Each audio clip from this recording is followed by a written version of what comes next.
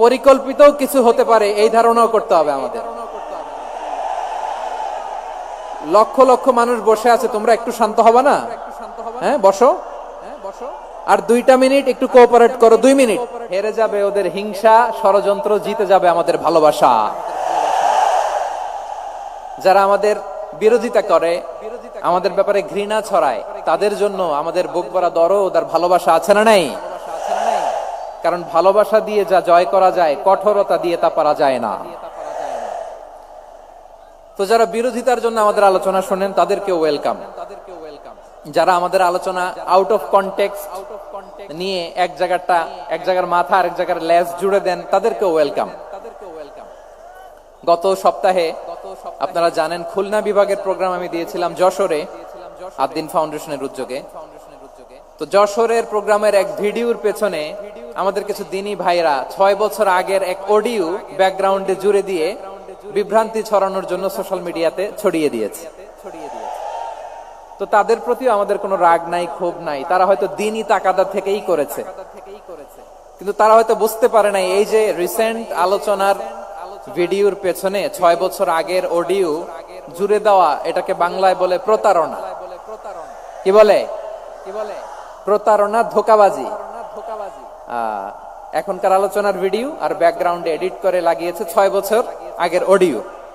এটারে প্রতারণা বলে, ধোঁকাবাজি বলে। আর বিশ্বনবী বলেন, মান গশানা ফালাইসা মিন্না, the person who deceives us he is not among us. যে আমাদেরকে ধোঁকা দেয় সে আমাদের অন্তর্ভুক্ত নয়। তো বিশ্বনবীর এই হাদিস তারা মনে রাখে না। তো এই জন্য শুধু বিশ্বনবীর প্রতি সাল্লাল্লাহু আলাইহি ওয়াসাল্লামের প্রতি সেরেফ ভালোবাসা আপনাকে বাঁচাতে পারবে না যদি বিশ্বনবীর আদর্শ আপনি গ্রহণ না করেন। তার জলজান্ত প্রমাণ আবু তালেব বিশ্বনবীকে অনেক ভালোবেসেছেন আলাইহিস সালাতু ওয়াসসালাম। পলিটিক্যাল শেল্টার, ফিনান্সিয়াল শেল্টার, সব ধরনের শেল্টার তিনি দিয়েছেন, কিন্তু বিশ্বনবীর আদর্শ মানেন নাই। মুক্তি মিলবে? হ্যাঁ, আওয়াজ করে বলেন, আবু তালেবের কি মুক্তি মিলবে? তাহলে সেরেফ ভালোবাসা আপনাকে বাঁচাতে পারবে। ভালোবাসার পাশাপাশি বিশ্বনবীর আদর্শকে মেনে নেওয়ার দরকার আছে না নাই? তো যারা এই সমস্ত কাজ করেন আমাদের ভাইয়েরা, তাদের জন্য আল্লাহ তাআলার কাছে আমরা হেদায়েতের দোয়া করি। আবার আমি দেখেছি আমার গত সপ্তাহের যশোরের আলোচনার একটা লাইনকে কেন্দ্র করে আমাদের অনেক রাজনীতিবিদ বন্ধুরা অনেক ক্ষুব্ধ প্রতিক্রিয়া দেখাচ্ছেন। ওই কথাকে নিজেদের গায়ে টেনে, নিজেদের গায়ে মেখে ওনারা ক্ষুব্ধ হয়েছেন। প্রিয় ভাইয়েরা, আমি বলেছিলাম যে এক দল খেয়ে গিয়েছে, আরেক দল খাওয়ার জন্য রেডি হয়ে আছে। তো এখানে কি আমি কোনো দলের নাম বলেছি? বাংলাদেশে 48টা প্রায় নিবন্ধিত রাজনৈতিক দল, কোন দলের নাম আমি বলিনি। কথাটাকে আমি জেনারেল রেখেছি। দায়ীদের বৈশিষ্ট্যই এটা, দায়ীরা জেনারেলি কথা বলে, যার যেই মেসেজ নেয়ার তারা সেখান থেকে নিয়ে নেয়।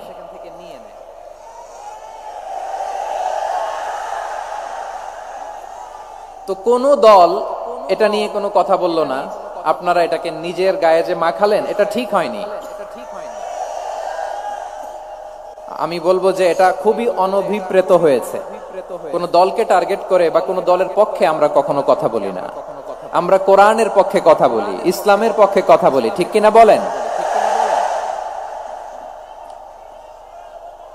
সো একটা জেনারেল কথাকে যদি আমার রাজনীতিবিদ বন্ধুরা নিজেদের গায়ে মাখেন, ক্ষুব্ধ প্রতিক্রিয়া জানান, এতে করে সাধারণ জনগণের কাছে একটা নেগেটিভ মেসেজ যাবে ওনাদের ব্যাপারে।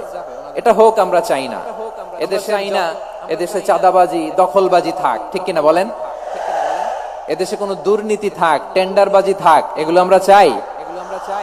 আই হেট পলিটিক্স একটা জেনারেশন আছে, এই বেশিরভাগ জেন জি অফ সিলেট, এরা আই হেট পলিটিক্স জেনারেশন।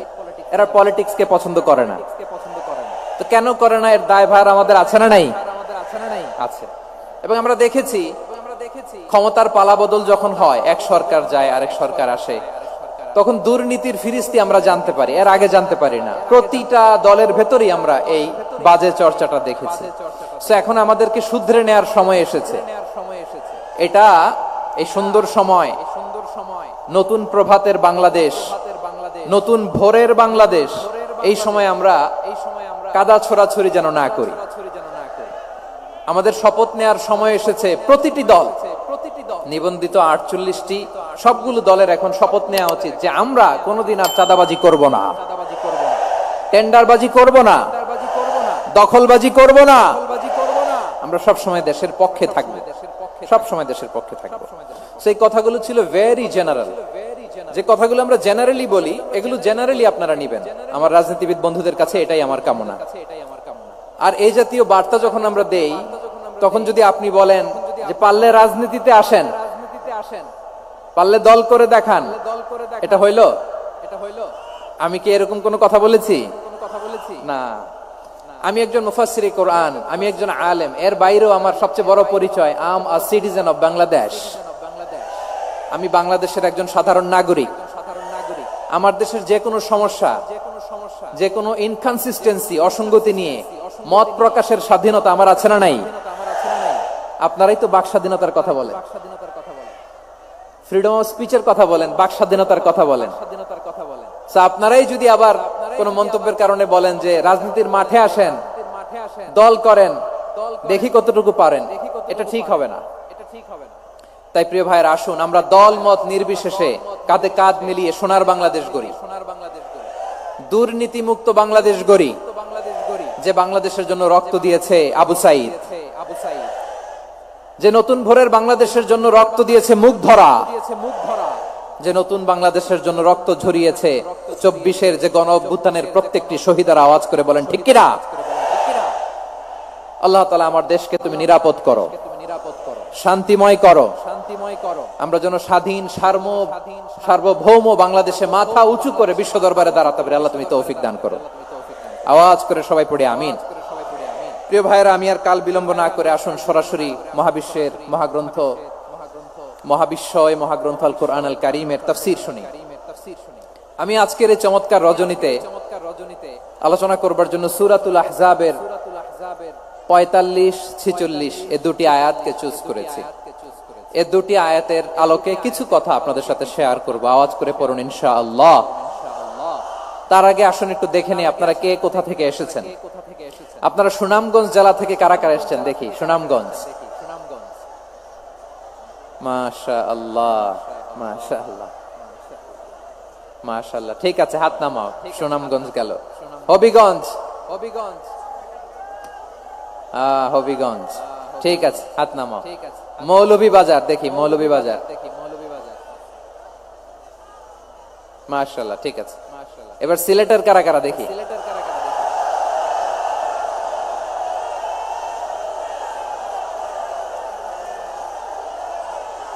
মাশাআল্লাহ মাশাআল্লাহ। বক্কা বক্কা,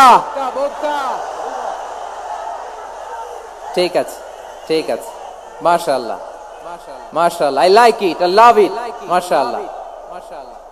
সুনামগঞ্জ, হবিগঞ্জ, মৌলভীবাজার, সিলেট। সিলেটের এই 4 জেলার বাইরে থেকে কারা কারা আসছেন দেখি। মাশাআল্লাহ। অন্যান্য অনেক জেলা থেকে আমার বাইরে আসছে। মাশাআল্লাহ। আল্লাহ সবাইকে কবুল করুক। আজকের এই প্রোগ্রামকে, এই তাফসীরুল কোরআন মাহফিলকে আমাদের নাজাতের ওসিলা বানাক। 3 দিন ব্যাপী দেশের প্রথিতযশা অত্যন্ত বিজ্ঞ প্রাজ্ঞ ওলামারা যে সমস্ত আলোচনা, দিক নির্দেশনা এই মঞ্চ থেকে আমাদের জন্য রেখেছেন, আমরা যেন সেগুলোর উপর আমল করতে পারি। আল্লাহ তৌফিক দান করুক। প্রিয় ভাইয়েরা, বড় গ্যাদারিং, অনেক বড় শোডাউন, জনপ্রিয়তা, এগুলো আমাদের উদ্দেশ্য না। আমাদের উদ্দেশ্য হচ্ছে আল্লাহর সন্তুষ্টি। সিলেট, আওয়াজ করে বলো, আমাদের উদ্দেশ্য কার সন্তুষ্টি? আল্লাহর সন্তুষ্টি। ওইটা যদি পাই যথেষ্ট। আলহামদুলিল্লাহ আলহামদুলিল্লাহ। আসুন আমরা আমাদের নিয়তকে খালেস করে নেই। আমরা যা শুনবো আমলের নিয়তে শুনবো, নিজের জীবনকে পরিবর্তনের জন্য শুনবো। ঠিক কিনা বলেন? ইনশাআল্লাহ। আমি মেহেরবানি করে এই যে ডান দিকে আমার ভাইদেরকে অনুরোধ করব, আপনারা মেহেরবানি করে চুপ থাকবেন। অনেক এলইডি আছে, এলইডি। হ্যাঁ, দেখেছি দেখেছি দেখেছি দেখেছি। কোনো এক্সকিউজ দেয়া যাবে না, এটা নাই ওইটা নাই, এরকম কোনো কথা হবে না। এলইডি তে আমরা দেখবো ইনশাআল্লাহ। প্রিয় ভাইরা, সূরাতুল আহজাবের 45 এবং 46 নম্বর আয়াত আমি তেলাওয়াত করেছি। যেখানে আল্লাহ তাআলা বিশ্বনবীর 5টি বৈশিষ্ট্যের কথা বলেছেন। কয়টি? সবাই বলুন আওয়াজ করে, কয়টি?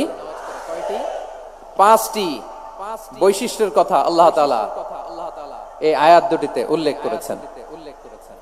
বিশ্বনবী সাল্লাল্লাহু আলাইহি ওয়াসাল্লামের জীবনী, ওনার বায়োগ্রাফি নিয়ে কথা বলাটা দুষ্কর, কারণ এটার কোনো শেষ নাই, কুল নাই, কিনারা নাই, বিয়ন্ডলেস, বাউন্ডলেস, বটমলেস। সুবহানাল্লাহ বলেন। কারণ তিনি তো এমন নবী যিনি হ্যাঁ বললে এটা শরীয়তে হালাল হয়ে যায়। নবীর মুখ দিয়ে যদি বের হয় হ্যাঁ, নাআম, ইয়েস, তাহলে এটা হালাল। ঠিক কিনা বলেন?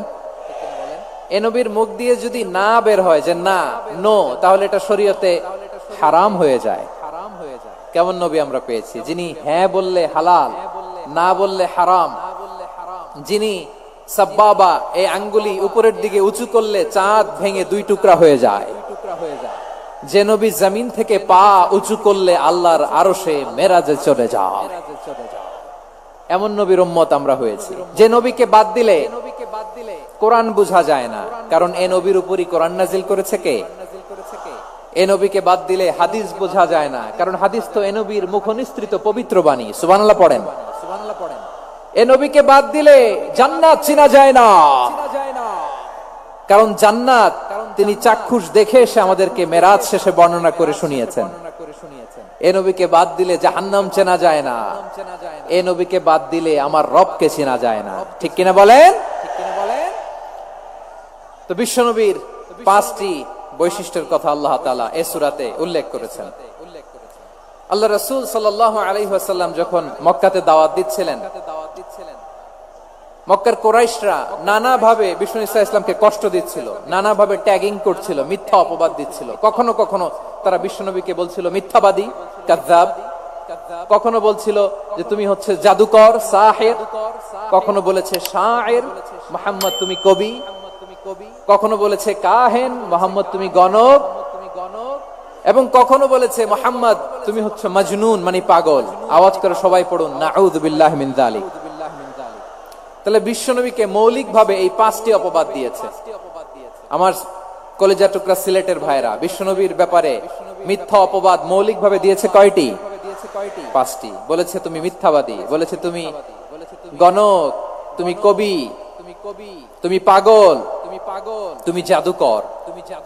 বিশ্বনবীকে যে এই 5টি অপবাদ দেয়া হলো, আল্লাহ তাআলা এটা সহ্য করেননি। এই 5টি অপবাদের বিপরীতে আল্লাহ তাআলা বিশ্বনবীর 5টি চমৎকার বৈশিষ্ট্য উল্লেখ করে সূরাতুল আহজাবের 2টি আয়াত নাজিল করেছেন। আওয়াজ করে পড়েন আল্লাহু আকবার। 5টি চমৎকার বৈশিষ্ট্য সূরাতুল আহজাবের ভেতরে রব্বুল আলামিন উল্লেখ করে আমাদেরকে জানিয়ে দিচ্ছেন, ইয়া আইয়ুহান নাবিয়্যু ইন্না আরসালনাকা শাহিদান ওয়া মুবাশশিরান ওয়া নাযীরা ওয়া দাঈয়ান ইলাল্লাহি বিইذনিহি ওয়া সিরাজাম মুনীরা। পড়েন আল্লাহু আকবার।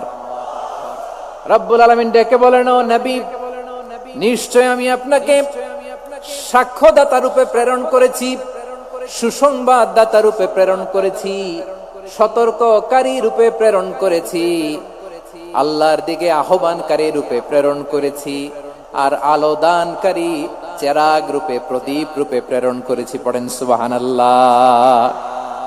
5টা বৈশিষ্ট্য। 1 নম্বরে আল্লাহ তাআলা বললেন, হে নবী, নিশ্চয় আমি আপনাকে সাক্ষ্যদাতা হিসেবে প্রেরণ করেছি। সাক্ষ্যদাতা, বিষ্ণু ঈসা ইসলাম সাক্ষ্য দিবেন, এজন্য শাহিদ। শাহিদ মানে সাক্ষ্যদাতা। আওয়াজ করে বলুন শাহিদ মানে কি? তিনি সাক্ষ্য দিবেন। মুবাশশির, 2 নম্বর বৈশিষ্ট্য হচ্ছে তিনি মুবাশশির। মুবাশশিরুম বিরাহমাতিল্লাহি ওয়া বিল জান্নাহ। তিনি আল্লাহর রহমতের সুসংবাদ দেন, তিনি আল্লাহর জান্নাতের সুসংবাদ দেন। সুবহানাল্লাহ পড়েন। 3 নম্বর বৈশিষ্ট্য হচ্ছে নাযীর, তিনি সতর্ককারী, ওয়ার্নার। তিনি সাবধান করতে এসেছেন, রিমাইন্ডার দিতে এসেছেন যে আল্লাহর পথে যদি না চলো, শিরকি কাজ যদি না থামাও, তাহলে এমন আযাব আসবে আল্লাহর পাকড়াও থেকে তুমি বাঁচতে পারবে না। তিনি নাযীর। বিষ্ণু ঈসা ইসলামের 4 নম্বর বৈশিষ্ট্য হচ্ছে দাঈয়ান ইলাল্লাহ, তিনি আল্লাহর দিকে আহ্বানকারী। এই যে আমরা আমাদেরকে পরিচয় দেই যে আমরা দাঈ, বলি না? বলি যে উনি হচ্ছেন একজন দাঈ ইলাল্লাহ। বহুবচন আমরা বলি আদ-দুআত ইলাল্লাহ, এটা কোরআনের এই আয়াত থেকে এসেছে। সুবহানাল্লাহ পড়েন। ওয়াদাইয়ান ইলাল্লাহি বিইذনিহি, আল্লাহর আদেশে বিষ্ণু ঈসা ইসলাম আল্লাহর দিকে মানুষকে ডাকেন। এবং বিষ্ণু ঈসা ইসলামের 5 নাম্বার বৈশিষ্ট্য হচ্ছে সিরাজাম মুনীরা, আলোদানকারী প্রদীপ, আলোকদীপ্ত প্রদীপ, যে আলো দিয়ে তিনি গোটা বিশ্বকে আলোকিত করেছেন। আওয়াজ করে পড়েন আল্লাহু আকবার। তাহলে মোট 5টি বৈশিষ্ট্য নিয়ে আমরা কথা বলবো বিশ্বনবীর। আওয়াজ করে বলুন কয়টি? 1 নম্বরে হচ্ছে শাহিদ, বিশ্বনবী সাক্ষী দিবেন। কি দিবেন? He will be witness for all prophets and for us, তিনি নবীদের উপরও সাক্ষী দিবেন, আবার উম্মতের উপরও সাক্ষী দিবেন। সুবহানাল্লাহ পড়েন। কিয়ামতের দিন আল্লাহ তাআলা প্রত্যেক নবীকে জিজ্ঞেস করবেন যে তুমি কি তোমার উম্মতের কাছে আমি যা যা পৌঁছাতে বলেছিলাম পৌঁছিয়েছো? নবীরা বলবে আল্লাহ আমি পৌঁছিয়েছি। নবীদের কথা ঠিক কিনা, সত্য কিনা, এর সপক্ষে তখন বিশ্বনবী সাক্ষী দিবেন। সুবহানাল্লাহ পড়েন। এজন্য রব্বুল আলামিন বলেন ফাকাইফা ইযা জিনা মিন কুল্লি উম্মাতিন বিশাহীদিন ওয়া জিনা বিকা আলা হাউলাই শাহীদা।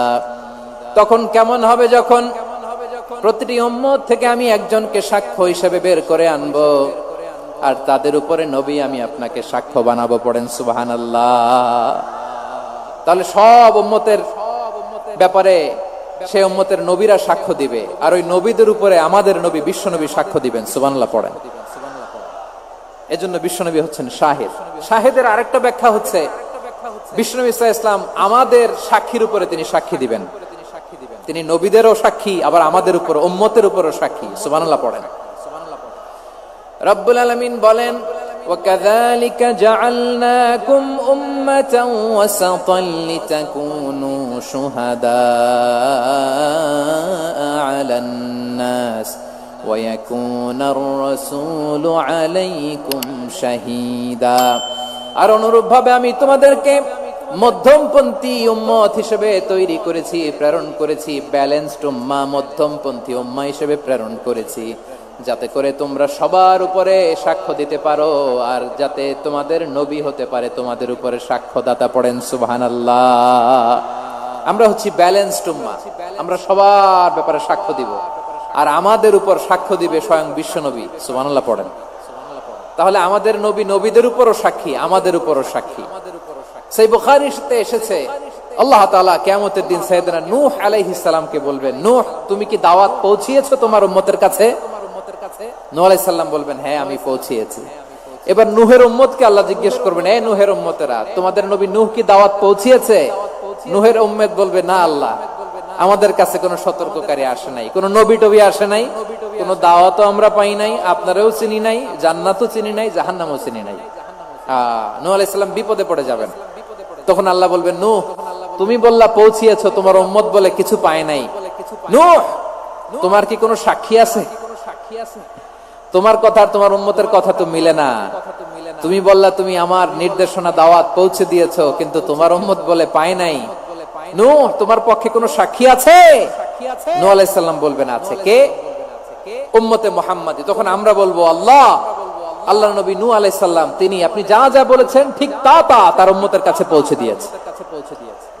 এবার নূহের উম্মতের সাথে আমাদের ঝগড়া লাগবে। তারা বলবে তোমরা আসছো আমাদের হাজার হাজার বছর পরে, তোমরা কি করে জানলা? তোমাদের সাক্ষী ধর্তব্য হবে না। আমরা তখন বলবো আমাদের কোরআনে তোমাদের নবীর নামে আল্লাহ তাআলা একটা সূরা নাজিল করেছেন, সূরাতে নূহ। আওয়াজ করে পড়েন আল্লাহু আকবার। আমরা বলবো আমাদের কোরআনে তোমাদের নবীর কথা আল্লাহ আমাদেরকে জানিয়েছেন, দিন রাত এক করে তোমাদের কাছে তিনি দাওয়াত পৌঁছেছেন। তোমরা কানের মধ্যে হাত দিয়ে রাখতা, চেহারাটা কাপড় দিয়ে ঢেকে রাখতা, আল্লাহর নবী নূহকে পিটিয়ে ছালা দিয়ে পেঁচিয়ে তোমরা পাহাড়ে তুলে রেখে আসতা। সব আমরা জানি। আমরা যখন বলবো এই কথা, নূহের উম্মত চুপসে যাবে। তখন আমরা সত্য বলেছি কিনা এটা আল্লাহ তাআলা জানতে চাইবে বিশ্বনবীর কাছে। তখন বিশ্বনবী আমাদের পক্ষে সাক্ষী দিবেন। আওয়াজ করে বলেন আল্লাহু আকবার। এজন্য আল্লাহ বলেন নবী আপনি হচ্ছেন সাক্ষ্যদাতা, সব নবীদের উপর আপনি হবেন সাক্ষী, আবার আপনার উম্মতের সাক্ষীর উপর আপনি হবেন সাক্ষী। তার মানে নবী গো কিয়ামতের কঠিন ময়দানে আপনি হবেন রাজ সাক্ষী। বিশ্বনবী কি সাক্ষী? আওয়াজ করে বলেন, রাজ সাক্ষী, সব সাক্ষীর বড় সাক্ষী। এজন্য বিশ্বনবীকে আল্লাহ তাআলা প্রথম যে বৈশিষ্ট্যটা দিয়েছেন সেটা হচ্ছেন শাহিদ। তিনি সাক্ষ্যদাতা, witness for all messenger of God and for all of us. সুবহানাল্লাহ পড়েন। তাহলে এক নাম্বার বৈশিষ্ট্য বুঝতে পেরেছেন? বুঝতে পেরেছেন সবাই? মাশাআল্লাহ। এদিকে কি ভাই? এই যে জেনজি অফ সিলেট, কি তোমরা বসো না, দাঁড়াও না, যাও না, আসো না, চলে যাবা? এই লক্ষ মানুষ ঠেলে তোমরা যাইতে পারবা? হ্যাঁ,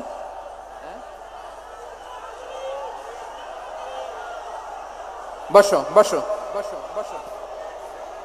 বসতে হবে। শুরুতেই তোমাদের অনেক প্রশংসা করলাম, এই যদি হয় তোমাদের প্রশংসার নমুনা তাইলে হবে না। বসো, মেহেরবানি করে বসো, বসো।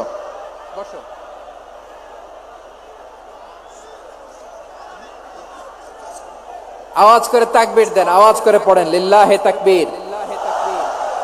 আরো জোরে আওয়াজ করে পড়তে হবে লিল্লাহে তাকবীর, লিল্লাহে তাকবীর।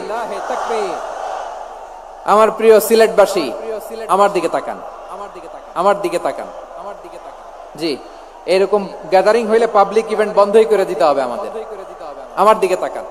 তাহলে আল্লাহ তাআলা বিশ্বনবীর 5টি বৈশিষ্ট্যের কথা বলেছেন। একটি বৈশিষ্ট্যের ব্যাপারে আমরা জানলাম, তিনি হচ্ছেন শাহিদ, সাক্ষ্যদাতা, সবার উপরে সাক্ষ্যদাতা। 2 নাম্বার বৈশিষ্ট্য হচ্ছে মুবাশশিরা, তিনি সুসংবাদদাতা। সিলেটবাসী আওয়াজ করে আমার সাথে বলো, মুবাশশিরা মানে সুসংবাদদাতা। তিনি আল্লাহর রহমতের সুসংবাদ দেন, তিনি জান্নাতের সুসংবাদ দেন। এই উম্মতের মধ্য থেকে যারা গাফেল, যারা অবাধ্য, যারা সীমালঙ্ঘনকারী, তাদেরকে বিশ্বনবী আল্লাহর রহমতের সুসংবাদ দেন। তিনি বুঝান আল্লাহর দরবার 24/7, 24 ঘন্টা খোলা। আপনি যত বড় পাপী হন, আপনি যতই অন্যায় করেন না কেন, আল্লাহর রহমতের দরিয়া, আল্লাহর রহমতের দরজা আপনার জন্য খোলা আছে না নেই?